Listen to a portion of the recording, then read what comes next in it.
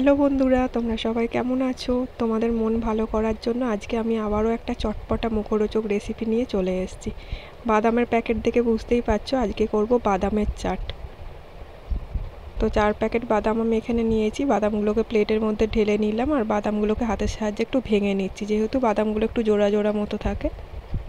আমি এখানে পরিমাণগুলো 4 প্যাকেট বাদাম অনুযায়ী দেখাচ্ছি, তোমরা চাইলে কম বেশি করতে পারো। এখানে আমি একটা ছোট পেঁয়াজ কেটে নিচ্ছি ছোট ছোট করে। পেঁয়াজটা আমার অলমোস্ট কাটা হয়েই গেছে। এরপর একটা কাঁচা লঙ্কা কুচিয়ে নিচ্ছি। ঝালের পরিমাণটা যে যেমন পছন্দ করো সেই মতো দেবে। এরপর টমেটো কেটে নিচ্ছি ছোট ছোট করে। আর এই বাদামের চাটটা দেখতে যতটা সুন্দর হয়েছিল, খেতেও কিন্তু ততটাই সুন্দর হয়েছিল। তোমরাও বাড়িতে ট্রাই করে দেখো, কেমন লাগলো জানাতে কিন্তু ভুলবে না।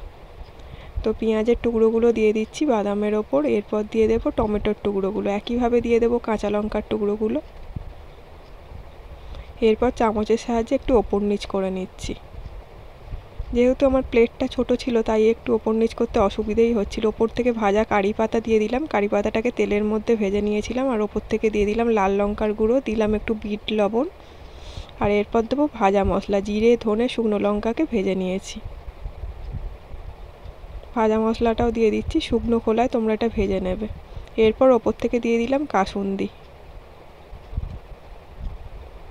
সমস্ত কিছু দেওয়ার পর দেখতে ঠিক এই রকম হয়েছে। এরপর পুরোটাকে ভালো করে মিশিয়ে নিতে হবে চামচের সাহায্যে। তো মিশিয়ে নিচ্ছি।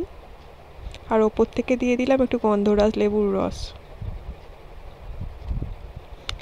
সাজিয়ে দিলাম একটা কাঁচা লঙ্কা চেরা আর কারি পাতা দিয়ে। একদম রেডি আমাদের ফিউশন বাদাম চাট। আর ওপর থেকে একটু মশলা আর লাল লঙ্কা দিয়ে দিলাম যাতে দেখতে ভালো লাগে। তাহলে আর কি, তোমরা শিখে নিলে তো ফিউশন পিনাট চাট বা বাদাম চাট। চটপট বাড়িতে বানিয়ে ফেলো আর খেয়ে জানাতে ভুলবে না কেমন লেগেছে। আর যদি তোমাদের আমার এই ফিউশন বাদাম চাটের রেসিপি ভালো লেগে থাকে, প্লিজ চ্যানেলটাকে সাবস্ক্রাইব করে দিও, লাইক করো, কমেন্ট করো, শেয়ার করো, যাতে তোমাদের ভালোবাসায় তোমাদের সঙ্গে নিয়ে আমি অনেক দূর এগিয়ে যেতে পারি। আজ আসি, দেখা হবে আবার অন্য রেসিপিতে।